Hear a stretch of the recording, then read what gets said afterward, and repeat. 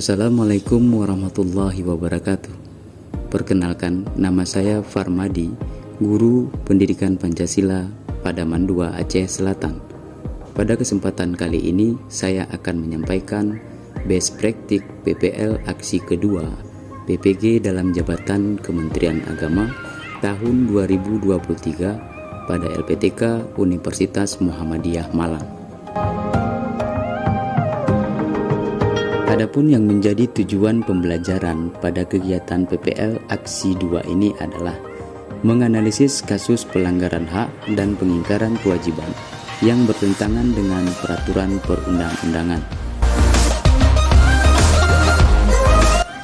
Metode yang digunakan dalam kegiatan menyusun best practice ini adalah menggunakan metode STAR, yang artinya S adalah situasi, T tantangan, A aksi, R refleksi. Pada tahap yang pertama adalah situasi. Kondisi yang menjadi latar belakang dalam permasalahan ini adalah: yang pertama, dalam pemilihan metode dan model pembelajaran yang masih kurang menarik bagi peserta didik, masih minimnya penggunaan metode dan media pembelajaran yang inovatif, media atau bahan ajar yang digunakan guru kurang sesuai dengan karakteristik peserta didik. Media pembelajaran yang digunakan oleh guru masih belum berbasis TIPEK. Kenapa praktik ini penting untuk dibagikan? Praktik ini penting untuk dibagikan karena yang pertama dapat meningkatkan motivasi belajar, keterampilan berpikir, sikap, dan keterampilan konkret peserta didik. Yang kedua, melatih peserta didik untuk bertukar pikiran dalam mengatasi masalah dan mengemukakan pendapat secara verbal. Yang ketiga, tahapan pembelajaran lebih sistematis. Yang keempat, pembelajaran berpusat pada peserta didik atau student center, serta tercapainya tujuan pembelajaran yang telah direncanakan. Adapun peran dan tanggung jawab saya dalam kegiatan PPL aksi kedua ini adalah: yang pertama, menyusun perangkat pembelajaran dan melaksanakan pembelajaran dari awal hingga akhir dengan menggunakan model pembelajaran Project Based Learning atau PJBL. Yang kedua, mendokumentasikan setiap pelaksanaan dalam bentuk sebuah video. Yang ketiga, melakukan refleksi kegiatan yang telah dilaksanakan selama proses PPL aksi kedua berlangsung. Berikutnya, tantangan. Tantangan yang dihadapi untuk mencapai tujuan dalam proses kegiatan PPL aksi kedua ini yaitu: yang pertama, sarana dan prasarana di madrasah masih sangat kurang memadai. Yang kedua, pengalaman guru dalam menggunakan model pembelajaran PJBL masih tergolong minim. Yang ketiga, keaktifan peserta didik dalam bertukar pikiran baik dalam pembelajaran mandiri maupun kelompok. Yang keempat, kemampuan dalam membuat video pembelajaran yang lebih menarik. Adapun pihak yang ikut dilibatkan dalam kegiatan ini diantaranya adalah: yang pertama, dosen pembimbing Ibu Dr. Nurul Zuriyah MPD dan guru pamong Bapak Al-Aziz Arifin SPD MPD. Berikutnya ada teman-teman seperjuangan mahasiswa PPG Universitas Muhammadiyah Malang tahun 2023, khususnya kelompok C. Berikutnya ada peserta didik kelas 10-1 MAN 2 Aceh Selatan, kepala madrasah, dan teman sejawat MAN 2 Aceh Selatan. Tahap berikutnya adalah aksi. Langkah-langkah yang dilakukan dalam kegiatan aksi ini adalah: menyusun perangkat pembelajaran dengan menggunakan model PJBL atau Project Based Learning, menyiapkan fasilitas yang dibutuhkan, diantaranya laptop, HP, proyektor, serta jaringan internet yang stabil, membimbing siswa dalam setiap kelompok untuk menyelesaikan proyek yang telah ditugaskan dalam pembelajaran. Yang keempat, bekerja sama dengan peserta didik dan rekan sejawat dalam pelaksanaan PPL aksi kedua dalam hal merekam video pembelajaran. Yang kelima, melakukan editing video melalui aplikasi editing video. Yang keenam, melakukan vikon bersama dengan dosen dan guru pamong untuk presentasi mengajar selama 90 menit. Strategi yang digunakan yang pertama, menerapkan seluruh sintak dalam model pembelajaran Project Based Learning atau PJBL. Yang kedua, menyiapkan LKPD atau lembar kerja peserta didik yang berisikan langkah-langkah prosedur kerja yang dikerjakan oleh peserta didik. Yang ketiga, melakukan penilaian dan refleksi di akhir pembelajaran dengan menggunakan Wordwall dan Google Form. Berikutnya adalah proses pembelajaran.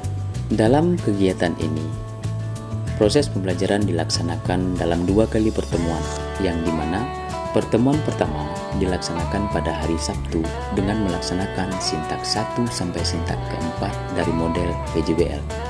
Yang kedua, pertemuan kedua dilaksanakan pada hari Rabu dengan melaksanakan lanjutan sintak kelima sampai sintak keenam. Yang terlibat dalam kegiatan aksi ini yaitu saya sendiri sebagai guru mata pelajaran Pendidikan Pancasila dan anak-anak hebat kelas 10-2 MAN 2 Aceh Selatan. Tahap berikutnya adalah refleksi.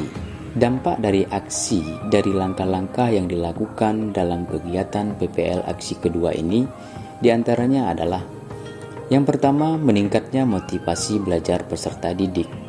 Yang kedua, peserta didik menjadi lebih kreatif, bernalar kritis, serta mampu bekerja sama dengan baik.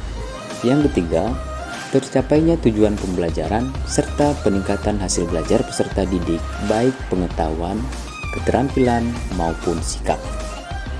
Apakah hasil dari kegiatan PPL aksi kedua ini dianggap efektif ataupun tidak efektif? Dan mengapa? Hasil pembelajaran dengan model pembelajaran PJBL atau Project Based Learning dianggap sangat efektif untuk diterapkan dengan alasan karena selain dapat meningkatkan motivasi belajar peserta didik, juga dapat menumbuhkan kreativitas dan juga dapat meningkatkan hasil pembelajaran. Hal tersebut tentu dapat terlihat dengan nilai hasil tes sumatif yang diperoleh oleh peserta didik. Respon orang lain terkait dengan strategi yang dilakukan. Yang pertama, respon yang datangnya dari peserta didik. Hal ini terlihat bahwasanya peserta didik sangat antusias dalam mengikuti pembelajaran. Berikutnya, respon dari guru. Rekan guru memberikan tanggapan yang positif terkait strategi yang telah dilakukan dalam pembelajaran, sehingga dapat memotivasi guru lainnya untuk mencoba melakukannya. Yang ketiga, respon dari kepala madrasah. Kepala madrasah selaku pimpinan sangat mendukung dan mengapresiasi terkait strategi pembelajaran yang telah dilakukan dalam kegiatan PPL ini. Faktor yang mempengaruhi keberhasilan dalam kegiatan PPL kedua ini adalah yang pertama, dukungan dari pihak madrasah. Dengan adanya dukungan dari pihak madrasah, tentulah akan memberikan atau mendukung tingkat keberhasilan dalam kegiatan ini. Yang kedua, respon yang diberikan dari peserta didik dalam pembelajaran. Hal ini juga tidak kalah pentingnya, di mana dengan adanya respon positif yang diberikan oleh peserta didik dalam mengikuti pembelajaran, tentu akan sangat berpengaruh terhadap keberhasilan yang akan dicapai. Yang ketiga, pemilihan media, metode, model, serta ketersediaan sarana yang mendukung dalam pembelajaran. Adapun yang dianggap menjadi faktor ketidakberhasilan dalam kegiatan ini, diantaranya adalah ketersediaan sarana yang mendukung pembelajaran. Dalam hal ini, kondisi sarana yang dapat mendukung pembelajaran yang ada di madrasah kami sangatlah minim. Hal ini tentu akan sangat berpengaruh terhadap tingkat keberhasilan dalam kegiatan ini. Yang berikutnya, kondisi lingkungan madrasah. Kondisi lingkungan madrasah yang dimaksud adalah termasuk kondisi bangunan, kondisi kelas, serta lingkungan di sekitar kelas yang akan menumbuhkan tingkat kenyamanan belajar terhadap siswa. Pembelajaran apakah yang dapat diambil dari keseluruhan proses kegiatan yang telah dilakukan? Adapun pembelajaran yang dapat diambil dari seluruh proses kegiatan yang telah dilakukan adalah kesuksesan sebuah pembelajaran itu ditandai dengan tercapainya sebuah tujuan pembelajaran yang sangat ditentukan oleh tanggung jawab seorang guru dalam menciptakan pembelajaran yang bermakna, kreatif, dan inovatif sesuai dengan perkembangan zaman. Baiklah, berikut saya akan sampaikan beberapa serba-serbi dalam kegiatan PPL Aksi 2 dengan menggunakan model Project Based Learning. Yang pertama sekali ada hasil proyek yang dikerjakan oleh siswa secara berkelompok. Nah, di layar kita bisa saksikan bersama ada 4 poster digital yang dibuat oleh setiap kelompok dengan tema yang berbeda-beda, di mana setiap kelompok akan memilih tema yang menyangkut tentang pelanggaran hak dan pengingkaran kewajiban yang bertentangan dengan peraturan perundang-undangan.